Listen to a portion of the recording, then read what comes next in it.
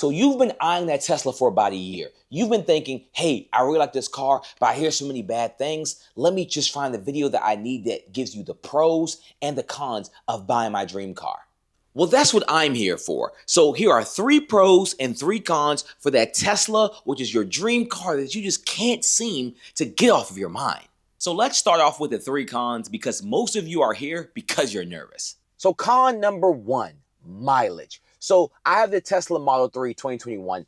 I bought my Tesla used, about 11,000 miles on it. It was under $30,000. So a very affordable car for the working class man, woman. But the problem is because of this is the cheapest model Tesla has, the mileage is not great, which means it doesn't go that far. So even at its peak form, I bought the car brand new with 0 damage to the battery, all that type of stuff. The max it could go is 260 miles. And I didn't know that when buying the car. It's on the website. But in my head, I'm like, oh, 260 miles, that's good enough. My Toyota can go about 300 miles. I just have to charge it a little bit more than I have to, do gas. But what I did not know is that Tesla, at least the Model 3, is only supposed to be charged to about 80%, which generally means I have about 150 to 180 miles of window of driving. Because you're not really supposed to let the car drop below 20%. You're not supposed to charge the car the last 20%. So really there's 40% of your battery that you're essentially like not supposed to use. But for you all like, dang, mileage is a huge concern. There are other models with more mileage. They have the long range Model 3. They have the Model Ys, X's, and S's, all these different models. The difference is those cars are necessarily not for the working man. Those cars are more expensive. So it's all based on your price point. Con number 2, charging. So most likely if you're watching this video, again, you are in a tight financial situation, but you want the Tesla. You said, well, the Tesla and the Toyota Camry are around the same price, which they are, by the way. The Toyota Camry also can be found for around the same price as I got my Tesla for. So if you're looking to buy that car, you're like, well, I need to charge it. Like, where am I going to charge it? I would recommend you straight off the bat, do not buy a Tesla if you do not have a home charger. Yes, there are a ton of EV chargers depending on what city you're in. I currently live in Dallas. I used to live in San Antonio when I originally got the car. There are a ton of EV chargers, and all of them were within 10 minutes of my home. The problem is it is horrible to supercharge your car, and I think that's almost under talked by the Tesla people when I bought the car. When I bought the car, they're like, oh, you just get a home charger when you can. We have EV chargers all around San Antonio. What they didn't tell me is the more and more that you supercharge your car, you're physically frying your battery. So story time. So we all love Apple. We all have iPhones. At least 80% of the viewers most likely have an iPhone, depending on what age group you're in. I had an iPhone 13, a phone that I love. And when the iPhone 13 came out is when superchargers for iPhones became very popular. You get a supercharger from Amazon, or even sometimes a supercharger would come with the phone. But after a year and a half, going on 2 years of having the phone, I got a yellow alert on my phone that says your battery percentage has gone down. So my iPhone lost its ability to hold a charge. Like your battery output starts at, let's say, 100%. That's what all new Tesla batteries or iPhone batteries start at. You have 100% distance in charging output if you're talking on a phone. But my battery ended up falling to like 76%, which means it could only get to 76% of what it could have gone to if it was a brand new phone. So the more and more you supercharge your phone, the more and more you supercharge your car, that battery output will keep going down. As in, you'll keep losing mileage. As in, maybe your car started with 200 miles on 80%, but now it might be at 185 because you've lost 15 miles of range on your car because you decided I just supercharged my car. And again, if you're in a tight financial situation, that might be a problem that you have. Now, what I did to change that for myself is when I got my next apartment, when I moved to Dallas, it had to have an EV charger. I think the charger in my complex goes up to 6 watts, which is extremely low. It takes about 4.5 hours to charge my car.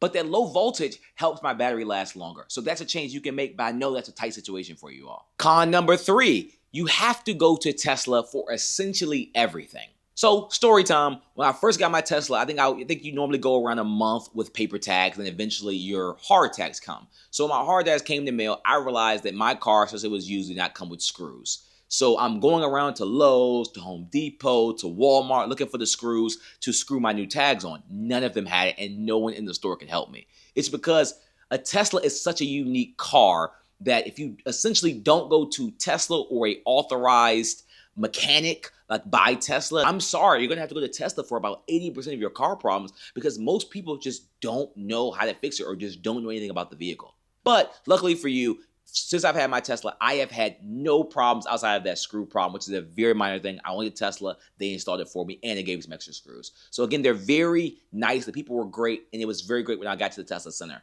But I know for some of you, you might not live as close to a Tesla Center as I did in San Antonio. I was about 15 minutes away, so it wasn't a hassle for me just to go there. But for you all looking to get the car, that might be something that you need to Google. Here is the closest Tesla Center to me. Okay.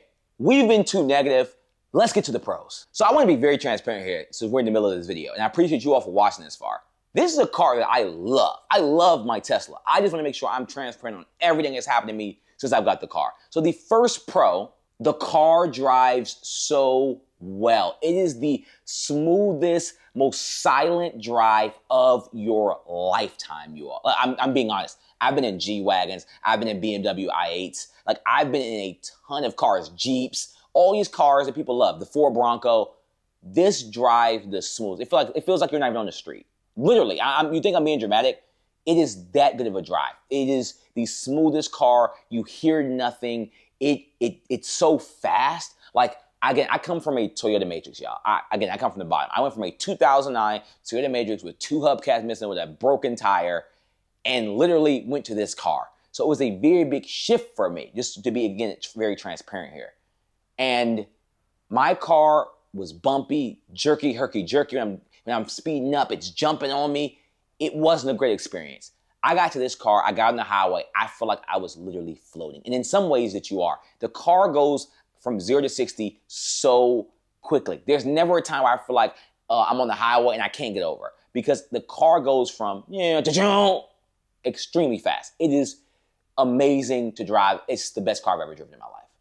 Pro number 2, let's talk about features. I think this car is the feature king. I'm pretty sure there are cars that have more features. Don't come in the comments and say, well, this car has more features. I'm not talking about that. I'm saying from all the cars I've been in, this car has the best features. But overall, the Tesla is amazing. I can do things like this. So right now, I'm driving to the gym, and I can just go just like this.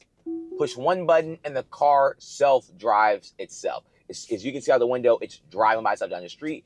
And with just like an iPhone, a Tesla has updates. So my car specifically, one night just updated and I had full self-driving. It's a beta. Just like, they have beta iOS 18, I have beta full self-driving.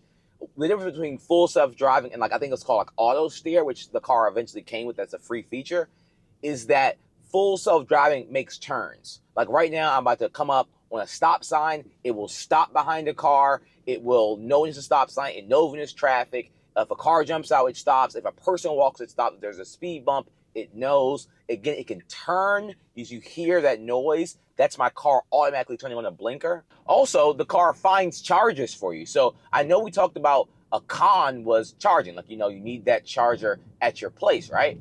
Let's say you're making a long trip. You said, you know what? I don't know if my car's going to be able to make it that long. And I don't know where the other chargers are in cities I've never been to. Well, luckily for you, your Tesla finds local chargers. And by doing that, you never have to worry about your car running out of battery because it essentially alerts you. And pro number 3, this car just makes me feel good and it makes me feel comfortable. Not only we talked about the features of self-driving and all the noises and just everything to make your driving experience more smooth. But in my last car, again, story time to be transparent, I had 2009 Toyota Matrix. It had over 160,000 miles on it. The first car I've ever purchased. It did its job at the time, but it was just literally a car to get me to college and get me back. It wasn't supposed to last that long, but it did. And I'm appreciative of that car. But every time I got in the car, I felt like I was being forced to drive it.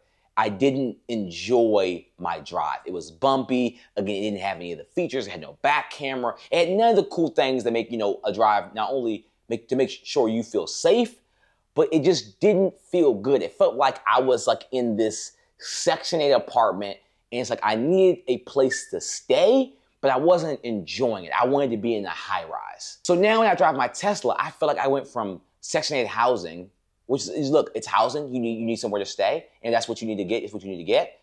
But now I feel like I'm in that high rise apartment in downtown Chicago. I feel like I'm looking over the city. I just feel good every time I drive the car, and I don't know if you can put a price on that. Now, if you want more videos like this, drop in the comments. Let me know any questions. Let me know what model of car you're looking at. I'm here to help you all, y'all. I've had the car for now about 6 months. It's been an amazing drive. Again, I love the Tesla. I just wanted to be transparent. Make sure to go subscribe, like, and share. I love you all, and I'll see you all on the next video.